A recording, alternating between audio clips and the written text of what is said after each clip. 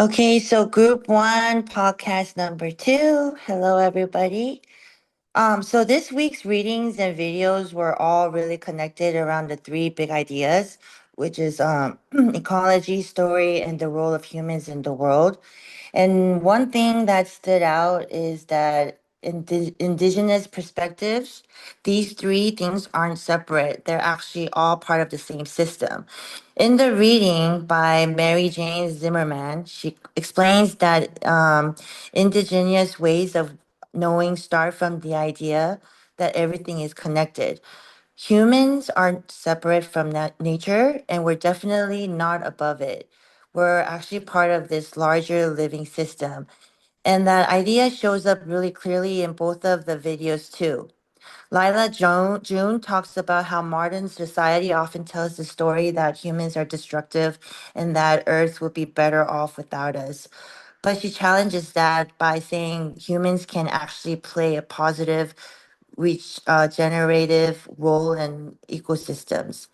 And when Winona LaDuke talks about Minobimatizim, or the good life, which is about living in balance with the land, with each other, and with future generations.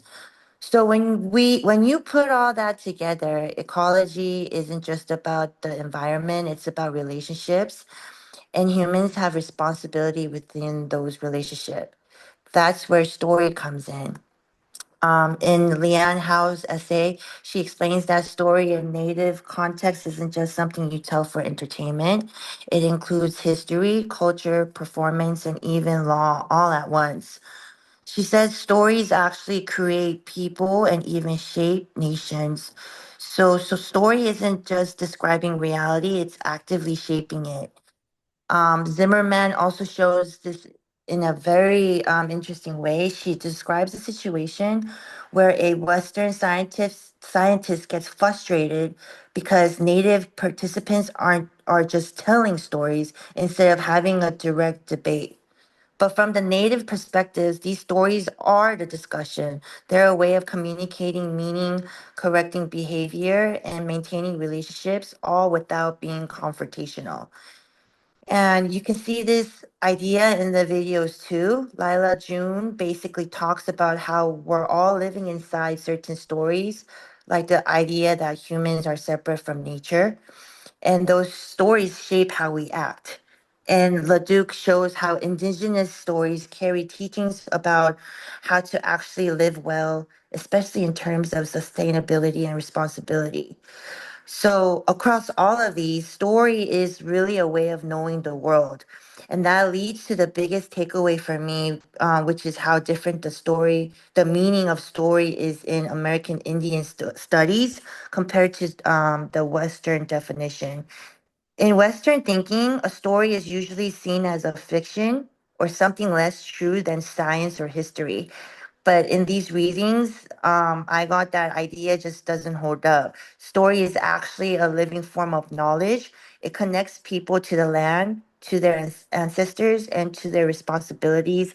It carries history, but also ethics and ways of living. So instead of separating things into categories like fact versus fiction, indigenous perspectives treat story as something holistic. It's relational, it's alive, and it's meant to guide how people live in the world. And I think that why it's so important because if story teaches relationship and ecology is about relationships, then story is actually what teaches us how to live responsibility within the environment. So overall, all these what these readings and videos I think are really saying is that humans aren't outside the web of life. We're part of it, and story is one of the main ways we remember that, understand it, and pass it on. I would also say, like, I was just talking about this in my other class, because the concept of story came up, and I had been thinking about this class, um, in the way that I think we underestimate how much story impacts how we act and how we're socialized.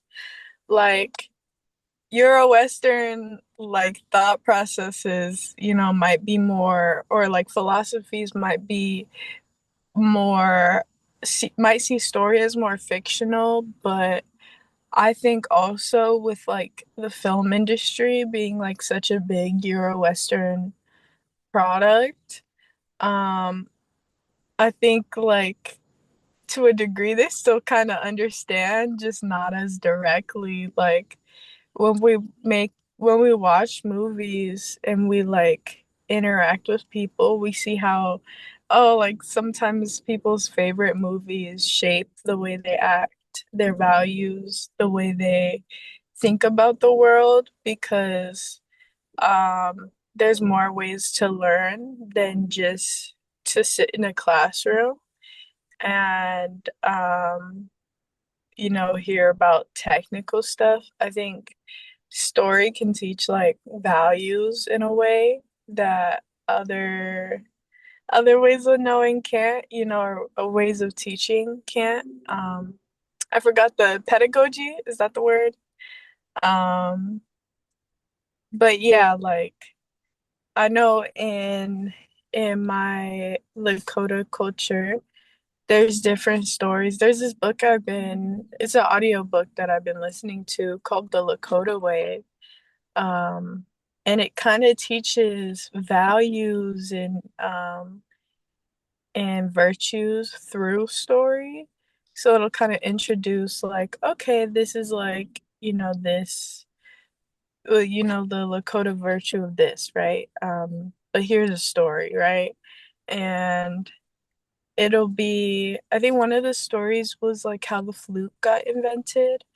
Um, I don't remember names yet, but I do know that in this story, there was this guy who was kind of in love with this girl, and she rejected him. Um, and he was so heartbroken that he literally went off and was about to starve himself in the middle of nowhere until he heard like he had like I don't know, he got a hold of this branch or something, and he like kind of carved it out, or it had a hole in it, and he was just so heartbroken that he just channeled everything into like kind of creating this flute without realizing that's what he was doing.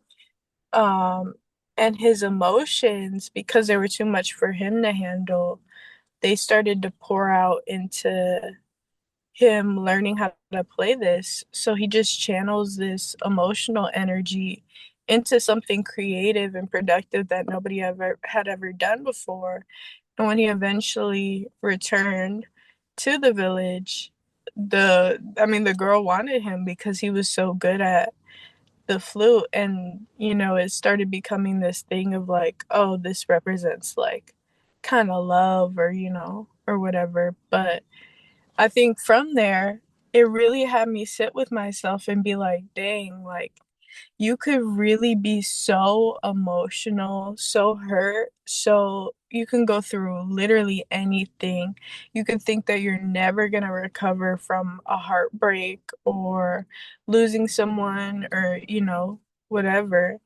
And what what you do with that essentially matters. Like when you feel so much, it's so important to pour that into something creative, or something that you're passionate about, or just pour it, let that energy go somewhere, because even if you can't hold on to it, he was like playing the flute, and everything he felt was transmuted through the music, and it was just the most beautiful thing anybody had ever heard. And like that story, more about like transmuting that negative energy into something positive and something productive, is something that like I really take from and learn from. And I couldn't and I think it sits with me extra because of the way story, it it bridges like that connection. um, Even when the girl was talking about like the separation of uh land and people, like, and like humans from nature, even that separation like could be bridged through story. We have all these stories about um plants, animals that are alive that hold meaning, like, and those stories help connect us to the real lesson, because you can understand it a lot better if you relate to it, or if you're emotionally invested into what you're learning. Yeah, and I'd have to agree with that as well because the whole concept of story is basically someone expressing like what the experience is like for them, and then they pass it on through different generations. It's just like how Quinn, how you mentioned it, how the story can be told through music, the story can be told through dance, the story can be told through gestures, and I know that story and ecology kind of go hand in hand because it's the story being told by that person or by that group is basically letting generations generations that are to come what was before and generations before. So like like where would you know where to plant the rice or where would you know where to grow the corn or where would you know to hunt the fish, like that's the kind of thing that I what I got from the reading and I got from the TEDx, that a lot of them is like that story basically evolves from the people, or it comes from the people, like as far as like just like the what was it when about the as far as the ecology part, like as far as like the fracking or the fossil fuel economy or the tar sands, things like that, where we're effectively hurting this earth, where where resources, we're extracting resources in a negative way, where it's in a sense hurting the earth, hurting the land. That there are times where crops and hunting aren't accessibly viable, as far as like due to Western civilization or the colonialism, sorry, to actually prevent that. And so I think that the reading that I got from it is that a story being told basically passes on through generations, so that this doesn't affect future generations, and that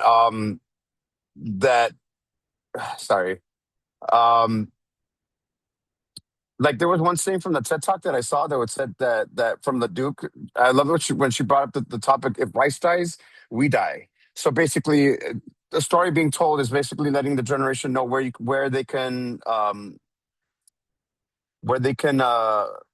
sorry, where sorry, I got sidetracked, but I was trying to remember, like where they can find nutrient dense soil, or where they can actually go and preserve their history, because I believe, like as far as Western society goes and Western culture, they don't really have a grasp on what the story that is being told, in a sense that, and then they just Western society most often just plays it off as like, okay, well, that's just kind of a fairy tale.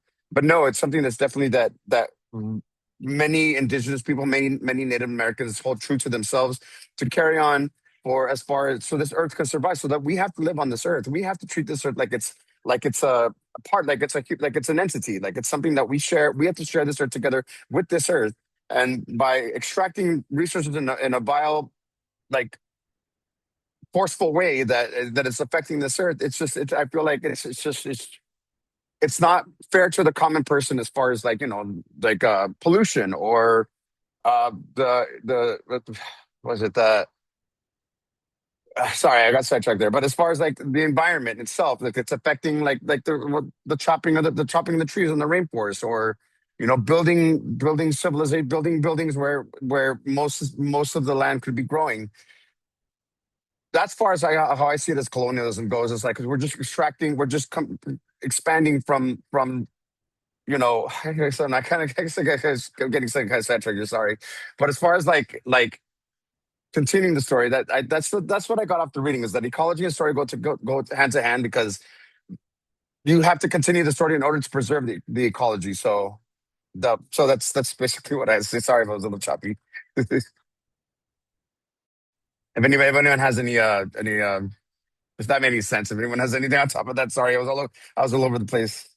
No, it's fine. It's podcast. Anything goes.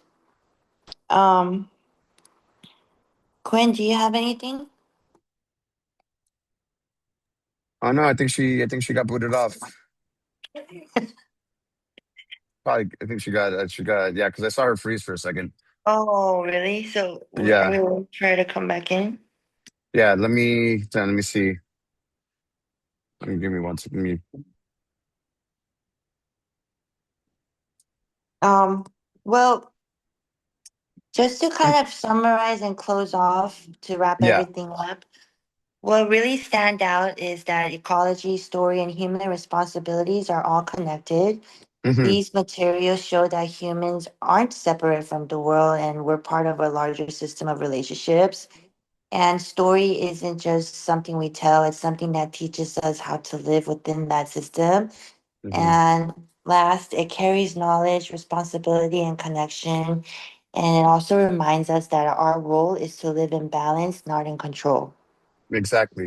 Like, and that's by telling that story, we can live on this earth and and not destroy it. As far as like, yeah, basically that's it. Yeah. Yeah. Okay, well, So thank you for hearing our podcast. thank you guys so much. Thank you guys. All right. Bye. Bye bye.